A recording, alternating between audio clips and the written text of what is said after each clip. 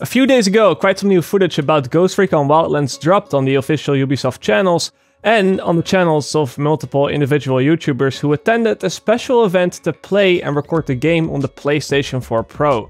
Now, I haven't really been talking about this game a lot recently, which made a lot of you back to question if I'm still planning on covering it, and the answer to that is yes.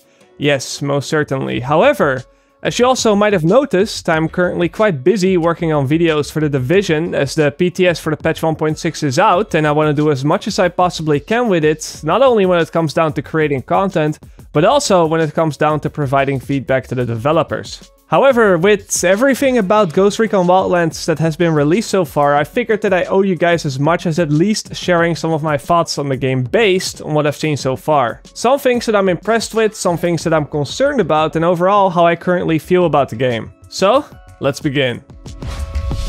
I think that we can all kind of agree on the fact that visually this game does not seem to underperform. I have to at least admit that I was quite impressed by the density of the rainforests once the player in their latest gameplay trailer landed on the ground. There's a lot of vegetation on the screen at once, and although I won't say that the game is void of any popping or some gnarly textures at times, I really do believe that the game looks good. The only thing that I can really complain about is that on the PlayStation 4 footage that everybody recorded at those events has some really heavy screen tearing issues, which is weird because to my knowledge, this was recorded from a PlayStation 4 Pro, so I really hope that that will be fixed by launch. The whole environment and the whole setting in this trailer in particular really reminds me a lot of Far Cry 2, which is a game that came out over 8 years ago in 2008. Obviously, this game looks very aged in comparison. It is a lot less dense and the lighting effects are not even comparable, but in my opinion, it kinda has that same feel to it, the same rainforest-like areas with the same raw colors giving me the same feeling of being in the middle of nowhere. I can really appreciate that. Far Cry 3 was gameplay and story-wise a much better game than Far Cry 2, but it had a lot more colorful and cartoony look to everything with the bright green trees and grass. It was a lot less grim and realistic. Not saying that the game looked bad, or worse, but the art style or the art direction, whatever you want to call it, that was just different. Now, I am a little bit skeptical as to whether or not what we're seeing on the screen right now will also be the graphics that the game runs at when it launches. And no, I'm not just saying that because it is yet another Ubisoft game and Ubisoft downgrades, but simply because previous trailers and previous footage released about the game have indicated this being a possibility. For example, looking at the most recent E3 footage, you have this polished up gameplay with different perspectives and voice actors and all that good stuff. And you have some of the gameplay that several bigger YouTubers were able to record and upload to their channels. And not even looking at things such as AI or animations, there are very big differences in the environment models and assets when comparing the footage and putting it together. A quick example would be the fence of this ranch. In the polished gameplay, the ranch here has a very detailed fence around it, while in the actual gameplay, there seems to be nothing more than a few poles into the ground. The trailer also shows a lot more grass on the ranch and just more objects in general, while the ground in the actual gameplay doesn't seem to have any grass on it. And this is just one out of many examples. Now I know that the version that was playable at E3 was a very early version of the game. It had plenty of other issues with it and it was just put out there so that players could experience the game in their hands for the very first time. It was a cool move, but it was also kind of a risky one, as many of the initial impressions that people have about the game right now is from that unpolished gameplay. And as a result, the reception of the game on YouTube was very mixed at times. And for that reason, the fact that it was a very early version, that's the reason that I don't want to draw full conclusions. I did that with The Division in the past, and although the game did get downgraded, that is a fact. I did a lot of testing and comparing. Some of the lighting effects changed, the real-time reflections got replaced with screen space reflections, all that stuff.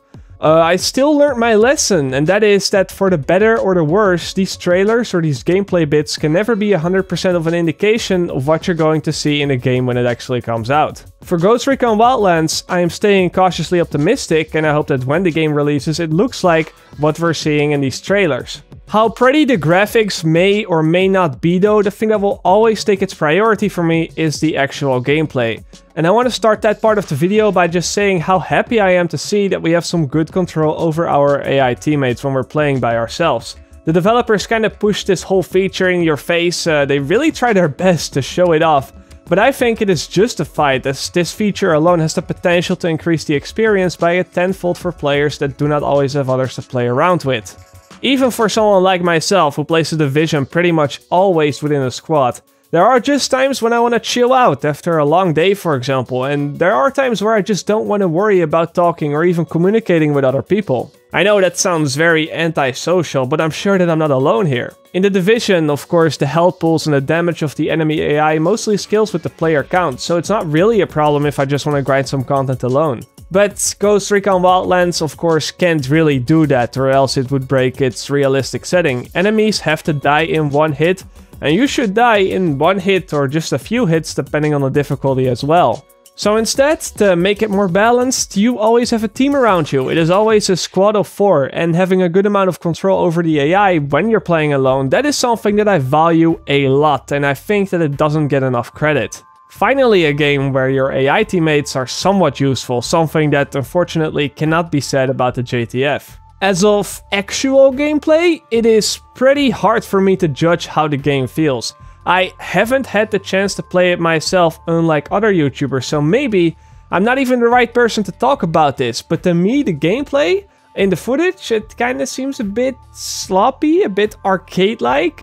At times it just doesn't look as clean as I had imagined it to be. This was definitely one of my biggest gripes with it back when I saw the E3 footage. It looked clunky, it looked like an arcade shooter and not at all like the tactical shooter I would have hoped this to be. But back then I disregarded most of my concerns, with the main reason being that yet again it was a very early alpha build. However, now as we're getting closer to launch, I believe it's set to release in early March, and these gripes that I have with the game, they are still a reality. I believe what I'm talking about is most noticeable the moment that the character jumps up and down buildings. You get some weird, unnatural looking animations. I found another very easy example of the arcade-like style that I'm talking about in the vehicle handling. This guy is drifting with the SUV through this terrain as if it's nothing. The handling and the physics of the vehicles, it looks very unrealistic to me. One thing that it reminds me a lot of is the transition from Grand Theft Auto 4 to Grand Theft Auto 5, where GTA 4 had a more realistic car handling and physics system, while in GTA 5 it felt far more like an arcade racer every time that you got into a vehicle.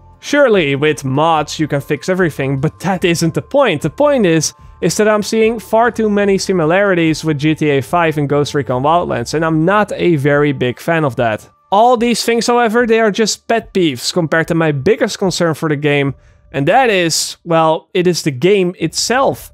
So far, Ubisoft has only shown us 2 main missions, the E3 mission where we had to extract El Pozzolero, and then this mission where we have to extract La Sanchera. Both of these missions have been confirmed to be main missions as part of the main storyline, and in my opinion, both of these missions look very, very similar in structure.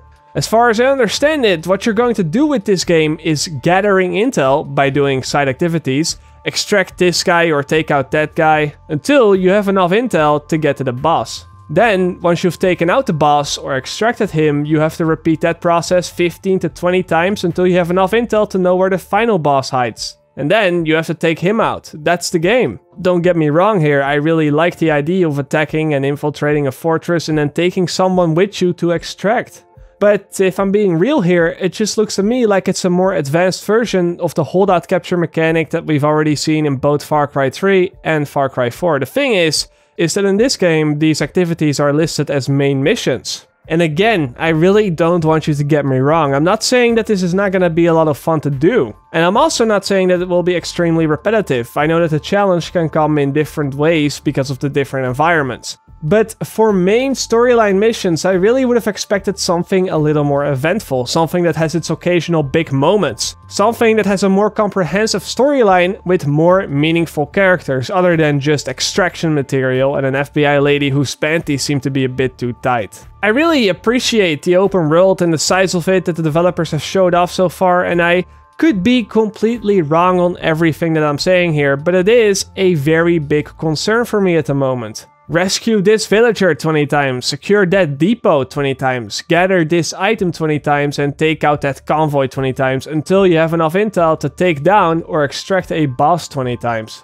So unless Ghost Recon Wildlands really forces you to come up with unique strategies to take on certain outposts and get the missions done, I'm afraid that it may get very still and repetitive very, very fast. I hope I'm all wrong though. I will no doubt continue to cover Ghost Recon Wildlands on my channel. By no means I do believe it's going to be a bad game. I can see a tremendous amount of work has been put into it with all the customization and again the beautifully created environments, but I would be lying if I said that I didn't have the concerns that I talked about in this video.